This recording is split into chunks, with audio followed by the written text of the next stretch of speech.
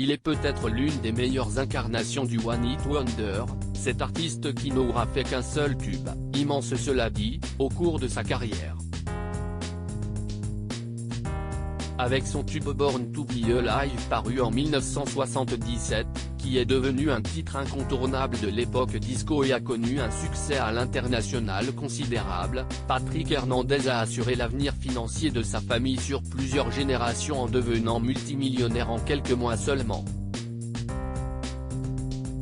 Un succès dont il vit encore très largement aujourd'hui.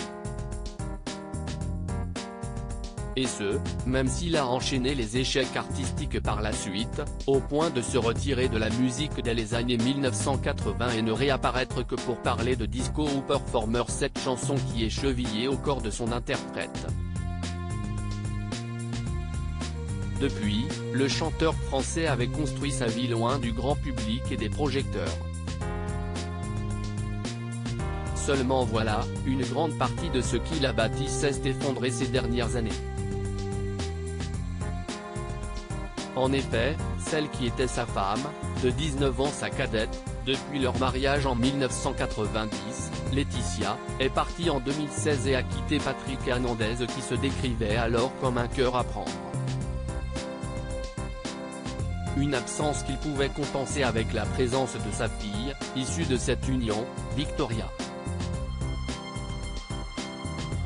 Or, on apprend aujourd'hui dans le magazine France Dimanche de ce vendredi 20 janvier que celle-ci, aujourd'hui âgée de 16 ans, aurait également quitté l'immense domicile familial car elle compte poursuivre des études à l'international, plus précisément en Angleterre dans la prestigieuse université de Cambridge. Une nouvelle maison pour une nouvelle vie ? Le chanteur, qui souffre de polyarthrite rhumatoïde depuis des années, un comble pour l'artiste qui a toujours eu une canne, avait déjà du mal à se remettre de sa séparation avec son épouse. Il ne pouvait pas concevoir le fait de se retrouver tout seul. Pour cela, celui qui est le meilleur ami de Plastique Bertrand aurait pris une décision radicale, s'installer dans une propriété, bien plus modeste, à L'Isle-sur-la-Sorgue, dans le Vaucluse. Il vivait auparavant dans un immense domaine provençal perdu au milieu de la nature, écrit France Dimanche. Mais surtout il a décidé de tirer un trait sur son passé intimement lié à son morceau Born to Be Alive.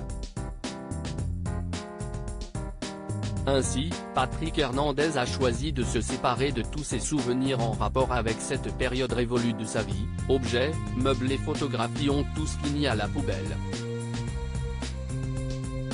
Reste maintenant à savoir si cette décision radicale sera suffisante pour définitivement tourner la page.